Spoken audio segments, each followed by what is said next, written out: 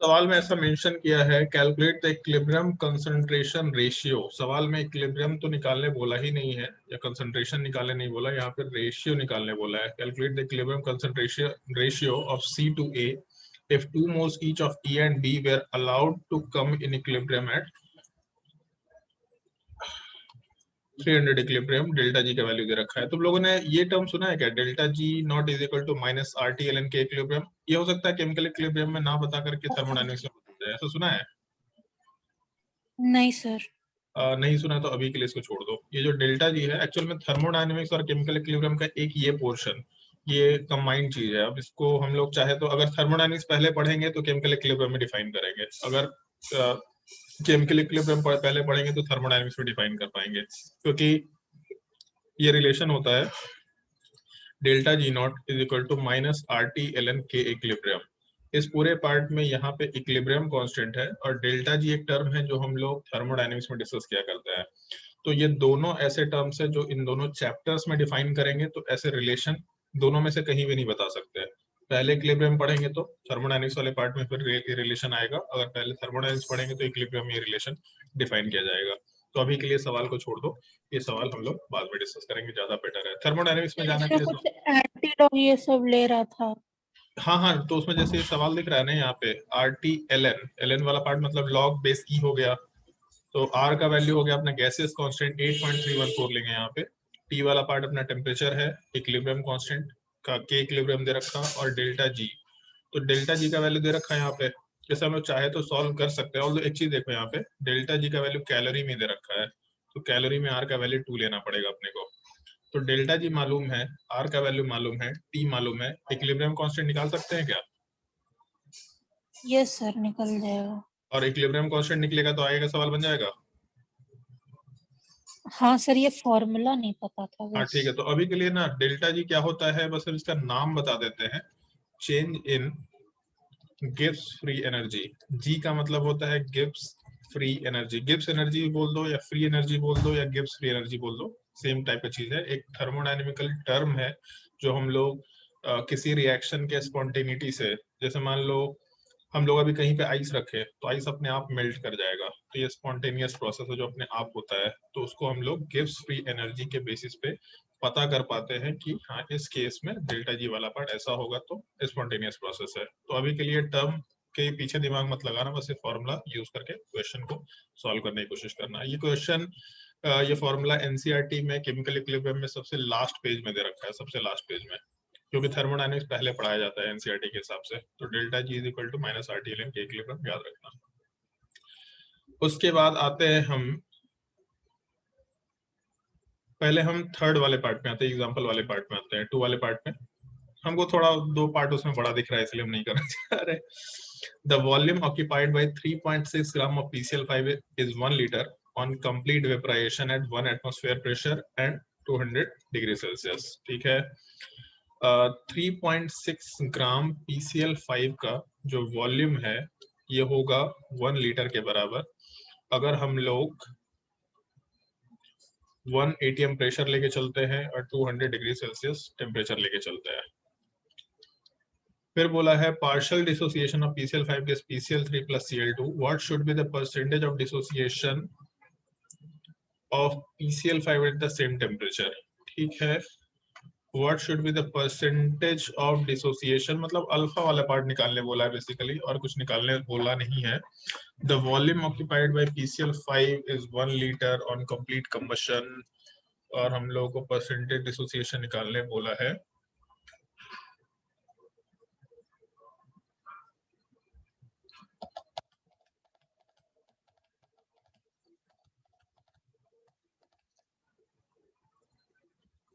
What should be the percentage of dissociation of PCl5 at the same temperature?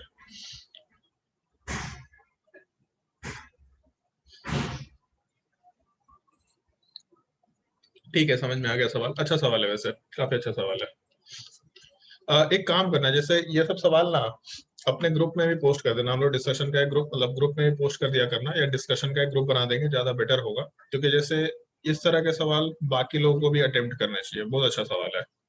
अगर छोटा सा सवाल पूछते हैं, बस ये बताना हमको, इसमें नंबर ऑफ मोल्स कितना आएगा? 3.6 ग्राम के हिसाब से नंबर ऑफ मोल्स कितना आएगा?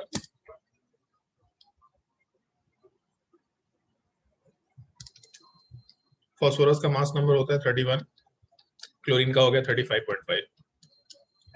नंबर ऑफ मोल्स बताओ कोई भी।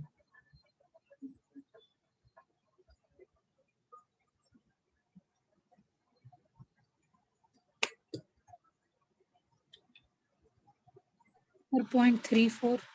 0.34, ठीक है। हम कैलकुलेशन का ध्यान नहीं रख रहे, 0.34 की बात कर लेते हैं।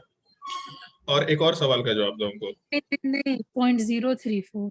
0.034, चलो ठीक है। अब एक और सवाल का जवाब दो। ये इंडिपेंडेंट सवाल है। वॉल्यूम अगर 1 लीटर है, प्रेशर अगर 1 atm है, टेम्परेचर 200 है, तो यहाँ से नंबर ऑफ मोल्स कितना आएगा? इसको पहले वाले पार्ट को भी भूल जाओ। PV equal to nRT apply करके नंबर ऑफ मोल्स निकालो। बाकी लोग भी कैलकुलेट करो। बहुत अच्छा सवाल है, काफी अच्छा सवाल दिखा हमको।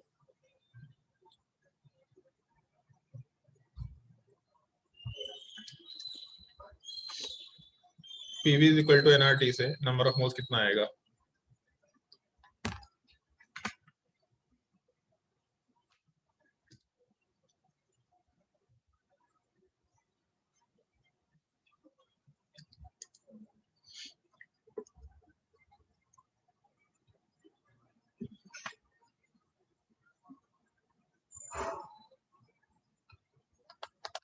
सर 0.025 आ रहा है।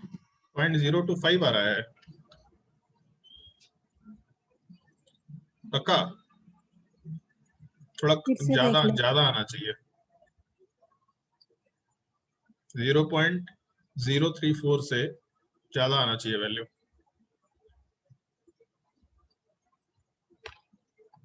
अच्छा एक सेकंड, नहीं ज्यादा नहीं आना चाहिए। PCl5 गैसेस फॉर्म में रहता है, सॉलिड फॉर्म में। हाँ ठीक है, कम आना चाहिए, शायद कम आना चाहिए। कैलकुलेट करके बताओ, कोई भी इंसान कैलकुलेट करके बताओ, सही आंसर चाहिए। कैलकुलेटर भी यूज कर सकते हैं, कोई दिक्कत नहीं है। हमको थोड़ा जल्दी आंसर चाहिए, तो कैलकुलेटर यूज करके भी आंसर बता सकते हैं, फ्रीडम दे रहे हैं हम। N is equal to PV upon RT। Pressure वाले पार्ट में 1, वॉल्यूम वाले पार्ट में 1, R का वैल्यू 0.0821 और टेम्परेचर में 200 प्लस 273 मतलब 473 होना चाहिए वैल्यू। यहाँ से कैलकुलेट करके बताओ N कितना आना चाहिए। अब थोड़ा काइंड ऑफ एग्जैक्ट वैल्यू चाहिए अपने को।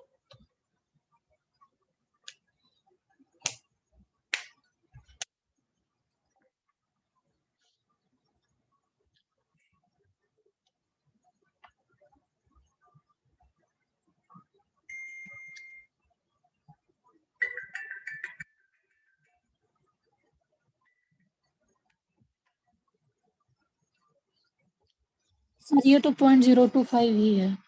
0.025, चलो यस सर।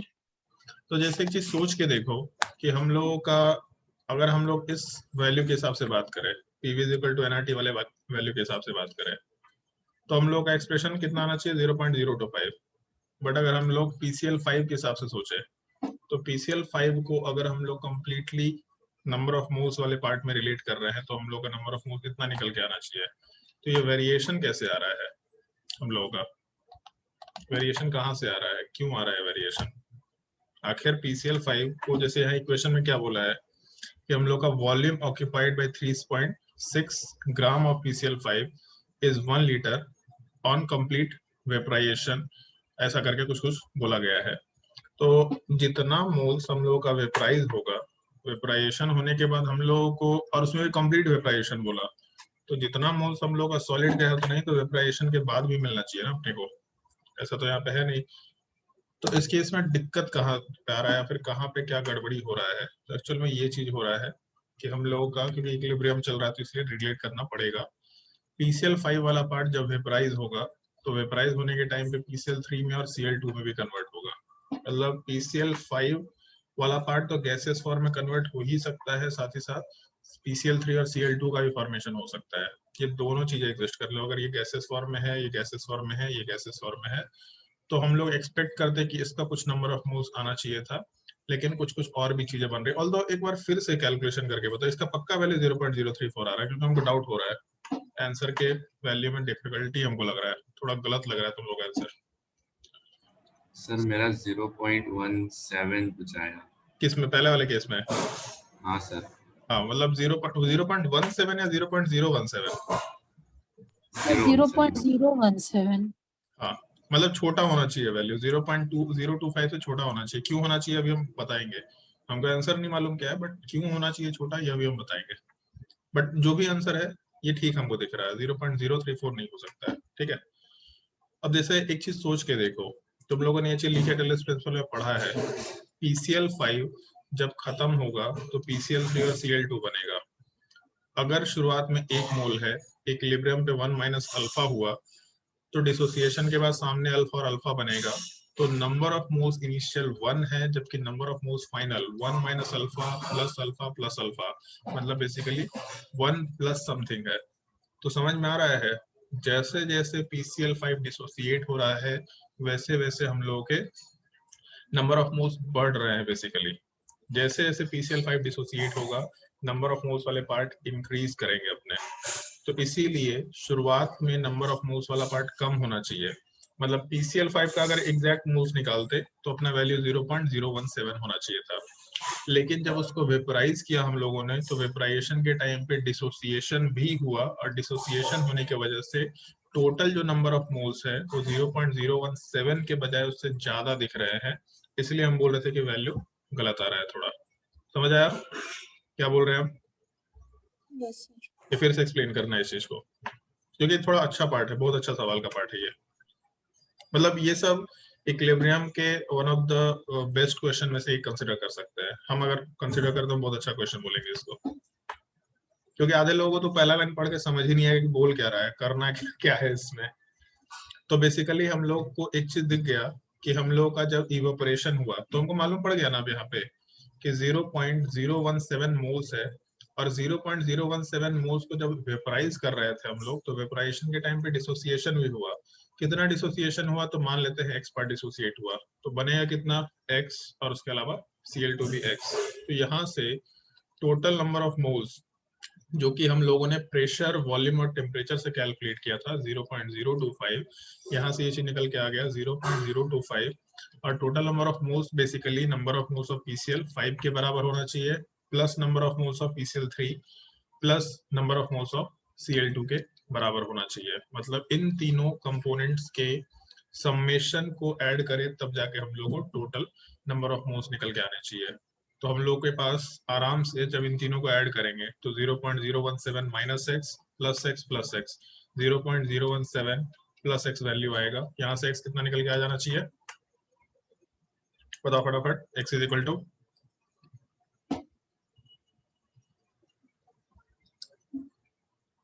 हम कैलकुलेशन नहीं करेंगे, सारा कैलकुलेशन तुम लोग करना है, फटाफट बताते जाओ, टाइम नहीं खराब करने का है।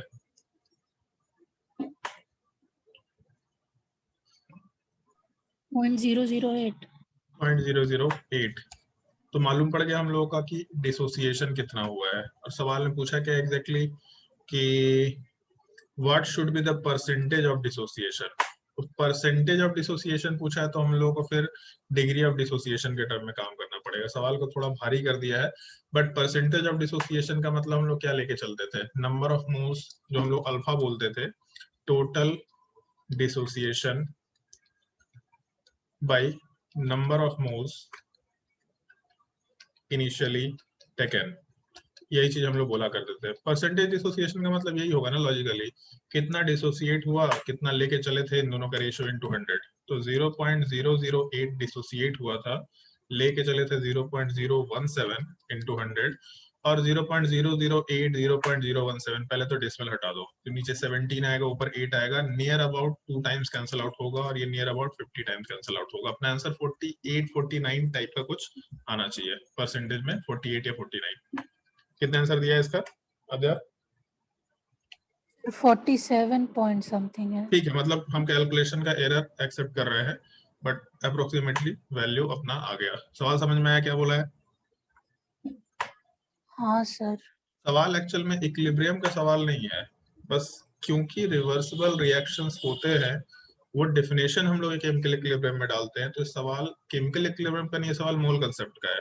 बट मोल कंसेप्ट में एक कंसेप्ट का लिमिटेशन है कि वहां पे हम लोग सारे डायरेक्शन या सारे क्वेश्चंस यूनिडायरेक्शनल लेते हैं। रिएक्टेंट खत्म हुआ, प्रोडक्ट बन गया, पूरा खत्म हुआ, प्रोडक्ट बन गया, रिवर्सिबल नेचर की बात नहीं करते, तो इसलिए सवाल थोड़ा बेटर वे में प्रेजेंटेड है। बट है मोल कंसेप्ट का सवाल, इक्विलिब्रियम का सवाल नहीं है, बट अच्छा सवाल है, बहुत अच्छा सवाल है।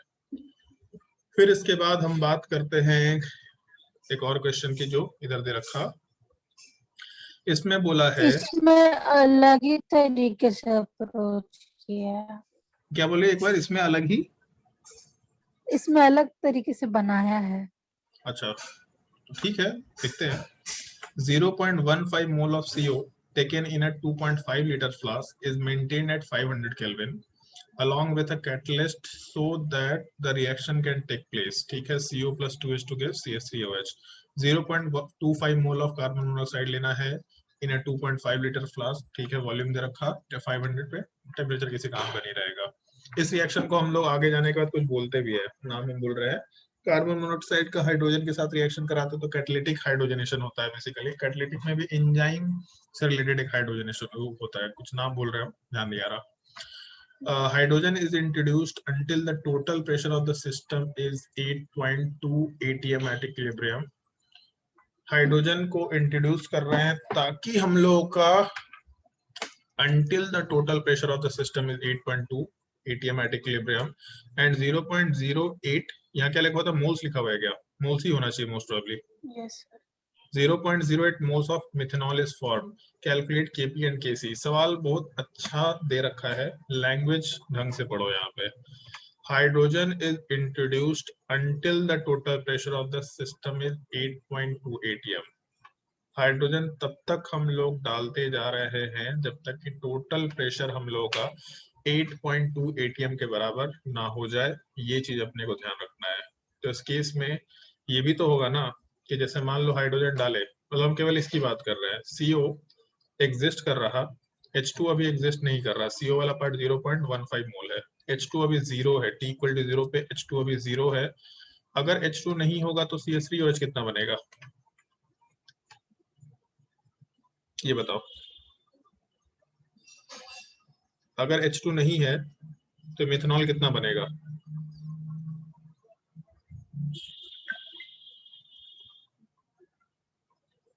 बताओ भाई, कोई भी इंसान बताओ।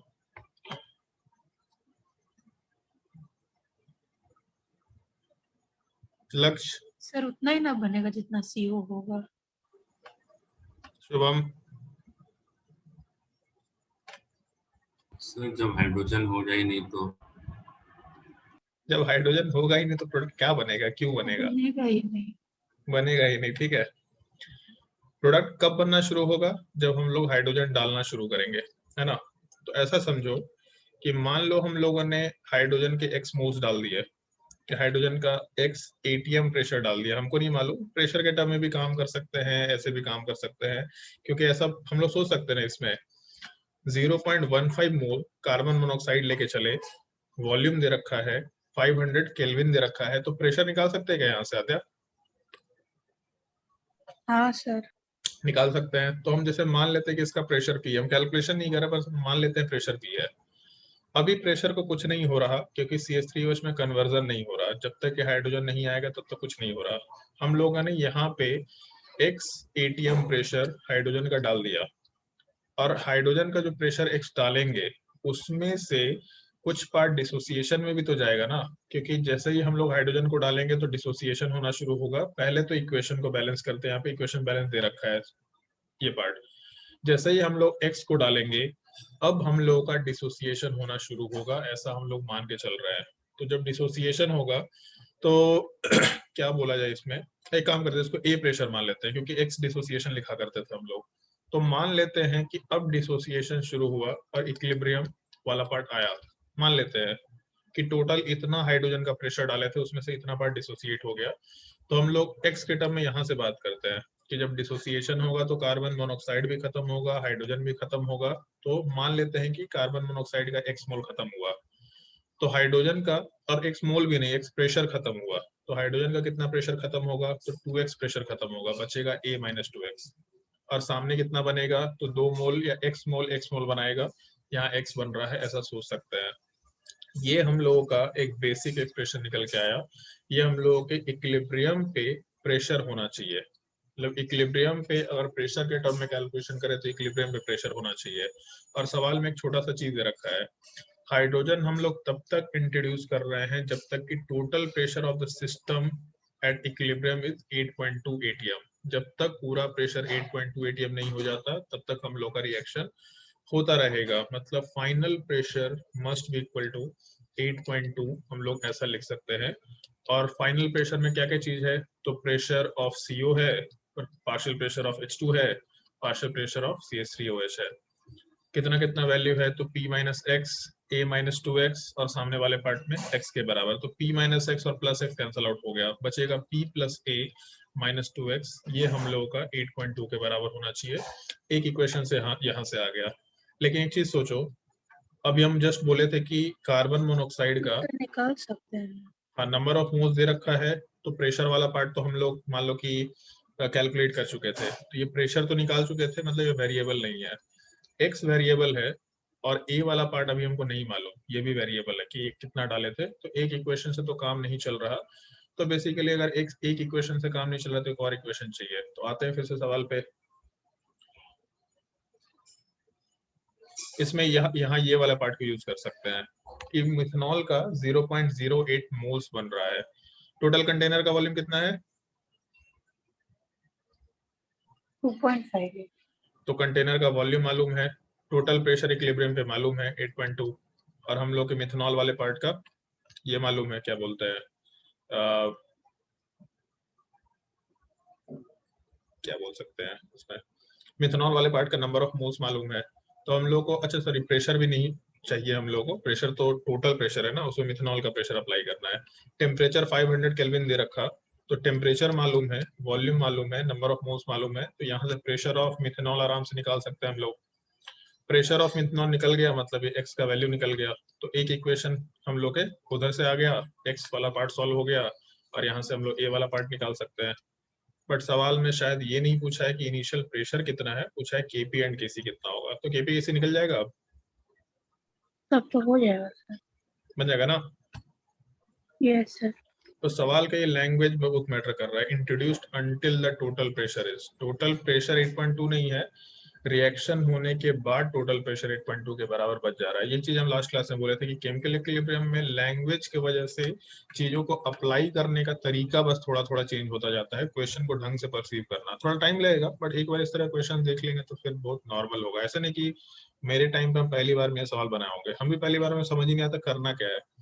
फिर हम कहीं कहीं कुछ रेफरेंस देखे, कुछ एग्जांपल्स देखे, बट उन एग्जांपल्स को देख देख के किसी तरीके से सोचने की कोशिश की कि बोल क्या रहा है, किसी तरीके से सोचने की कोशिश की है, और बहुत आसान टॉपिक फील हो गया कि बहुत आसान टॉपिक है, मजेदार भी है, आसान भी है। और कोई डाउट किसी को इसके अलावा?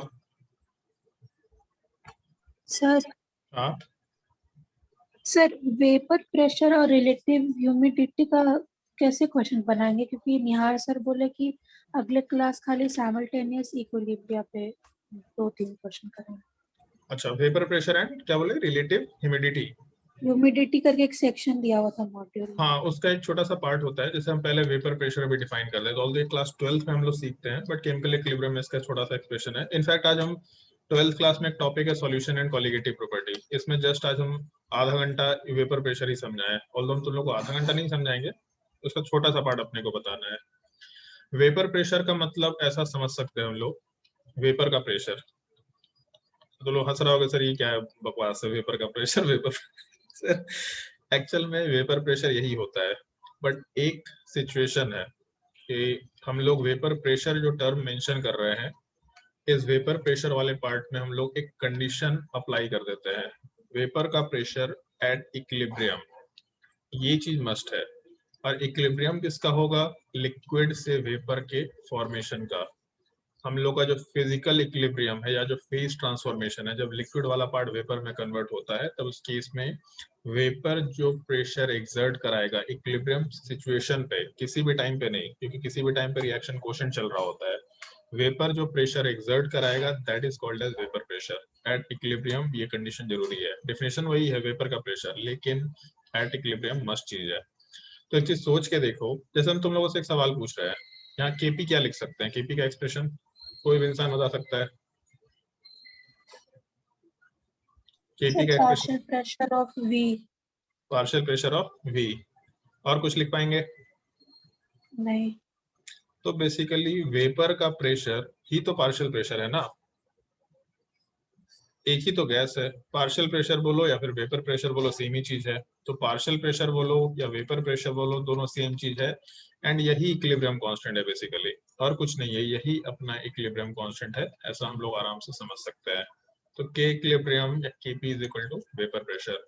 अब जैसे मान लो होता क्या है कि हम लोग वेपर प्रेशर की जब बात करते हैं तो वेपर प्रेशर फिक्स्ड वैल्यू है, वेपर प्रेशर चेंज नहीं होने वाला, ये हमेशा एक फिक्स्ड वैल्यू है। क्योंकि इक्विलिब्रियम कांस्टेंट कौन कौन सा फैक्टर के ऊपर डिपेंड करता है भाई, बताओ कोई भी। इक्विलिब्रियम कांस्टेंट कौन सा फैक्टर के ऊपर डिपेंड करेगा? Temperature, pressure, volume, number of moles या कंसंट्रेशन, कौन कौन सा फैक्टर के ऊपर डिपेंड करेगा? टेम्परेचर। टेम्परेचर और कुछ नहीं? नेचर ऑफ रिएक्शन पे भी। मतलब इक्विलिब्रियम कांस्टेंट टेम्परेचर के ऊपर डिपेंड करेगा और बाकी ठीक चीजों पर डिपेंड करेगा? प्रेशर, वॉल्यूम, कंसंट्रेशन, कुछ भी? Sir, Kc and Kp depends only on temperature. केसी तो एक कांस्टेंट है, केपी भी एक कांस्टेंट है, दोनों का रिलेशन निकालते हैं हम लोग। दोनों अलग अलग टाइप का कांस्टेंट है और दोनों के बीच में कॉमन कुछ रिलेशन है। बट उस इक्विलिब्रियम कांस्टेंट का जो वैल्यू है, जो केसी या केपी का वैल्यू है, वो वैल्यू कौन कौन से फैक्टर्स के ऊपर डिपेंड करेगा? तो टेम्परेचर के अलावा और किसी फैक्टर पे डिपेंड नहीं करता, किसी फैक्टर पे डिपेंड नहीं करता, ध्यान रखना इस चीज का। तो जैसे मान लो अगर हम लोगों का वेपर प्रेशर है तो वेपर प्रेशर केवल टेम्परेचर पे डिपेंड करेगा। मतलब 100 डिग्री पे कुछ अलग वेपर प्रेशर, पानी का ही मान लो 100 डिग्री पे अलग वेपर प्रेशर, 50 डिग्री पे अलग vapour pressure. But of vapour pressure का वैल्यू फिक्स्ड वैल्यू है, क्योंकि इक्विलिब्रियम कांस्टेंट है, फिक्स्ड वैल्यू होता है। हाँ ये है कि नेचर में जो प्रेशर ऑफ वेपर, हम इसको वेपर प्रेशर नहीं बोल रहे हैं, प्रेशर ऑफ वेपर बोल रहे हैं। कोई कहीं पे भी वेपर है, मान लो जैसे हम लोग एक गैसियस चेम्बर में वेपर डाल दें, इसका प्रेशर को हम लोग वेपर प्रेशर नहीं बोल पाएंगे क्योंकि बस ऐसे वेपर डाल दिया है। इसको प्रेशर ऑफ वेपर बोले, जैसे बोलते हैं ना प्रेशर ऑफ गैस, वैसे ही प्रेशर ऑफ वेपर बोले अगर, तो ये हम लोग का वेपर प्रेशर नहीं है बेसिकली, क्योंकि ये रैंडमली कोई भी एक वेपर का हम लोग कुछ प्रेशर कैलकुलेट कर रहा है। तो हम लोग जो ये टर्म यूज करते हैं रिलेटिव ह्यूमिडिटी, ये रिलेटिव ह्यूमिडिटी का टर्म बेसिकली यही है, pressure of vapour at any condition या एट T डिग्री सेल्सियस, किसी भी कंडीशन T पे हम लोग का कोई एक रैंडम प्रेशर का वैल्यू है, divided by vapour pressure of liquid at T degree Celsius, या वेपर प्रेशर केवल लिख दो, vapour pressure eight T degree Celsius. उस पार्टिकुलर 50 डिग्री सेल्सियस पे एक्चुअल में लिक्विड का वेपर प्रेशर या एक्चुअल में प्योर सॉल्वेंट का वेपर प्रेशर कितना होना चाहिए, इस रेशियो को हम लोग रिलेटिव ह्यूमिडिटी बोलते हैं। और इसको हम लोग परसेंटेज के टर्म में हमेशा रखते हैं, इसलिए 100 से मल्टीप्लाई करते हैं। ये फॉर्मूला हम लोग क्लास 12 में ही पढ़ते हैं preferably, but still chemical equilibrium में एक दो जगह क्वेश्चंस होते हैं। Relative humidity is equal to partial pressure of vapour at something degree Celsius into divided by vapor pressure of that liquid at the same temperature into 100. This is called as relative humidity. ये word थोड़ा ध्यान रखना। relative जैसे relative density, एक का density by दूसरे का density, तो ऐसे relative humidity में एक का pressure, मतलब किसी भी liquid का humidity है मतलब water की बात कर रहे हैं, तो water का vapor pressure हम लोग का divided by vapor pressure of water at 3 degree Celsius। Water का वेपर प्रेशर नहीं बोलेंगे, पार्शियल प्रेशर ऑफ वाटर बोल दो तो ज्यादा बेटर है। Partial pressure of water divided by vapour pressure of water at T degree Celsius. तो यहाँ से हम लोग रिलेटिव ह्यूमिडिटी निकाल सकते हैं। और सवाल में किसको कैसे यूज कर सकते हैं, तो बड़ा मजेदार सवाल होता है, हमको तो बहुत मजा आता है सवाल देखने में। जैसे तुम लोगों ने ऐसा कुछ सवाल देखा होगा, Na2SO4.10H2O, ऐसा कुछ देखा है कंपाउंड Na2SO4.10H2O, या फिर ज्यादा बेटर होगा ऐसा CuSO4.5H2O। तुम लोगों को मोल कंसेप्ट में ये सवाल हम कराया करते हैं, इसका नाम भी लिखा करते हैं कई मोल कंसेप्ट में, CuSO4.5H2O। और तुम लोगों को बताया था केमिकल बॉन्डिंग में कि ये टर्म याद रखना, ये मॉलिक्यूल अपने लिए काफी इंपॉर्टेंट है। इसके ऊपर 6 बार सवाल पूछा जा चुका है, अलग अलग फॉर्मेट में, एक सिंगल मॉलिक्यूल के ऊपर 6 बार सवाल पूछा जा चुका है। और ये कोऑर्डिनेट बॉन्ड वाला ना, हाँ कोऑर्डिनेट बॉन्ड है, हाइड्रोजन बॉन्ड है, कोवेलेंट बॉन्ड है, इसका कलर है, इसको हम लोग ब्लू विट्रॉल बोलते हैं। अगर ये कंपाउंड डिसोसिएट करके, मान लो ऐसा एग्जिस्ट कर रहा है CuSO4 dot sorry CuSO4 plus 5H2O, मान लो ऐसा कंपाउंड है, तो इस केस में हम लोग एक टर्म यूज करते हैं, तुम लोगों ने कभी ऐसा टर्म शायद सुना होगा, डेफिनेटली सुना होगा, ये वर्ड सुना है कभी, हाइग्रोस्कोपिक सब्सटेंसेस, ऐसा वर्ड सुना है, हाइग्रोस्कोपिक सब्सटेंसेस, कोई एब्जॉर्बेंट है क्या? जो पानी एब्जॉर्ब करता है, ठीक है। हम लोग एक टर्म यूज करते हैं बेसिकली इफोरेसेंस, और दूसरा टर्म हम लोग यूज करते हैं डेलिकेसेंस। सुने तो हैं। सुने कहीं पे इफोरेसेंस और ये डेलिकेसेंस? ईडियोमेट्री में सुने थे। इडियोमेट्री में कहाँ से सुन लिया डेलिकेसेंस और इफोरेसेंस? निहार सर बता रहे थे एब्जॉर्बेंट के बारे में। हाँ वही अलग वही, अलग। जैसे हाइग्रोस्कोपिक है ना, तो जो पानी एब्जॉर्ब करता है उसको हम लोग वहां पे डेलिकेसेंस वर्ड एसोसिएट करते हैं। इफोरेसेंस मतलब जब वाटर का पार्टिकल निकलता है, जैसे हम लोग ना वाटर ऑफ क्रिस्टलाइजेशन, अगर रिएक्शन होने पे वाटर ऑफ क्रिस्टलाइजेशन सिस्टम से बाहर निकल रहा, तो ना कि सॉल्ट वाटर के ड्रॉपलेट्स को एब्जॉर्ब कर रखा है और फिर वाटर के ड्रॉपलेट्स बाहर निकल गए, ये इफोरेसेंस हो गया। और जब पानी एब्जॉर्ब करता है, जैसे ऐसा भी तो हो सकता है ना कि ये बैकवर्ड रिएक्शन हो, अगर बैकवर्ड रिएक्शन होगा तो H2O के मॉलिक्यूल इस सॉलिड के साथ मिक्स होकर के इसमें कन्वर्ट होंगे, इस चीज को डेलिकेसेंस बोलेंगे। जैसे बरसात के मौसम में नमक में पानी लग जाता है तो डेलिकेसेंस है वो, और जो नमक है वो हाइग्रोस्कोपिक सब्सटेंस है, ऐसा बोल सकते हैं। अब इस पूरे पार्ट में पहला पार्ट सॉलिड है, दूसरा पार्ट सॉलिड है, तीसरा पार्ट वेपर है या गैस है, तो यहाँ से केपी का एक्सप्रेशन क्या लिख सकते हैं, ये बताओ। केपी इज इक्वल टू,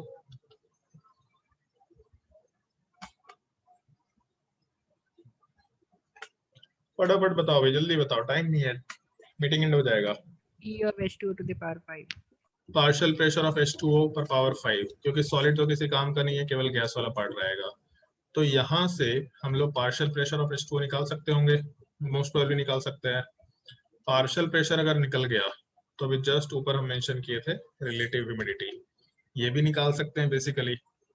तो अगर एक हम सिचुएशन देते हैं, मान लो एक छोटा सा सिचुएशन देते हैं तुम लोगों को, मान लो हम एक कंटेनर लिए, एक मिनट, मान लो कंटेनर लिए, ये कंटेनर के ऊपर एक ढक्कन लगा रखे हैं, इसके अंदर हम लोगों ने CuSO4 वाला पार्ट लिया है, CuSO4.5H2 लिया है, और ये पार्ट इक्विलिब्रियम में है और ऊपर वेपर बना रहा है जिसका प्रेशर हम लोग के पास पार्शियल प्रेशर ऑफ H2 के बराबर है। मान लेते हैं 5 ATM है, मान लेते हैं, और ऊपर एटमॉस्फेयर में जो हम लोग का ह्यूमिडिटी एग्जिस्ट कर रहा है, उस ह्यूमिडिटी में जो पार्शियल प्रेशर ऑफ H2 है, क्योंकि ह्यूमिडिटी है तो H2O का भी प्रेशर होगा, मान लेते हैं ये 2 ATM के बराबर है। तो अगर हम लोग ये ढक्कन हटा दें, तो ये ढक्कन जो दे रखा इसको अगर हटा दें, तो हटाने पे जो H2O के मॉलिक्यूल्स वो किधर जाएंगे, अंदर से बाहर जाएंगे कि बाहर से अंदर आएंगे? ये डिफ्यूजन एंड डिफ्यूजन में पढ़ा था तुम लोगों ने, Dalton's law of partial pressure के बाद Graham's law of diffusion and diffusion में पढ़ा था। अगर उस क्लोज्ड कंटेनर का ढक्कन हटा दे तो H2O के मॉलिक्यूल्स बाहर जाएंगे कि बाहर से H2O के मॉलिक्यूल अंदर आएंगे? हायर प्रेशर से लोअर प्रेशर में जाएगा। हायर प्रेशर से लोअर, हमको डायरेक्शन चाहिए, कहानी तो हमको पता ही है। बाहर, अंदर से बाहर जाएगा, क्योंकि अंदर का प्रेशर वाटर का ज्यादा है, बाहर का प्रेशर कम है। हायर प्रेशर से लोअर प्रेशर मत सोचना, पार्शियल प्रेशर के टर्म में सोचना। बाहर का प्रेशर हो सकता है ज्यादा हो, बट पार्शियल प्रेशर के टर्म में बात करते हैं हम लोग। अगर बाहर का प्रेशर कम है तो अंदर का पार्टिकल बाहर जाएगा। अब एक चीज सोचो कि अगर यहाँ का H2O बाहर चला गया तो बेसिकली इस इक्विलिब्रियम में जो H2O का अमाउंट है वो घट रहा है, मतलब हम लोग जो ऊपर इक्वेशन लिखे थे, इस इक्वेशन में H2O वाला पार्ट डिक्रीज कर रहा है। अगर किसी इक्विलिब्रियम में हम लोगों का प्रोडक्ट हटता है या प्रोडक्ट घट जाता है तो रिएक्शन का डायरेक्शन कहाँ जाता है, फॉरवर्ड या बैकवर्ड? बैकवर्ड। प्रोडक्ट घटने फॉरवर्ड। पे रिएक्शन बैकवर्ड जाता है जी। फॉरवर्ड जाता है घट स्टोर रहा करने है के लिए। ना। प्रोडक्ट घट रहा है तो उसको बनाना है अपने को, ठीक है, जो कम हो रहा है उसको बनाना है, तो H2O अगर घट रहा है तो इसको बनाने के लिए रिएक्शन फॉरवर्ड जाएगा। जब रिएक्शन फॉरवर्ड जाएगा तो प्रोडक्ट जो ये सॉल्ट है ये अपना H2O बाहर निकालेगा बेसिकली। और जब H2O बाहर निकलेगा तो इसी चीज को हम लोग इफ्लोरेसेंस बोलते हैं। तो बेसिकली हम लोग एटमॉस्फेयर के अंदर प्रेशर ऑफ H2O के बेसिस पे डिसाइड कर पाएंगे कि इस कंटेनर के अंदर का जो H2O है ये बाहर जाएगा कि बाहर से H2O अंदर आएगा। बाहर मान लो 6 ATM होता, तब उस केस में बाहर से H2O अंदर आता, और अगर H2O अंदर आता मतलब H2O बढ़ जाता, अगर H2O बढ़ता तो रिएक्शन बैकवर्ड डायरेक्शन में जाता, तो ये जो सॉल्ट है सॉलिड ये H2O अब्सॉर्ब करके बैकवर्ड डायरेक्शन में जाता, मतलब हम लोगों का डिलिक्वेसेंस हो रहा होता। और उसको रिलेटिव ह्यूमिडिटी में डाल दो, बस ये फॉर्मूले में डाल दो, पार्शियल प्रेशर की जगह रिलेटिव ह्यूमिडिटी से रिलेट कर लो। तो ये लास्ट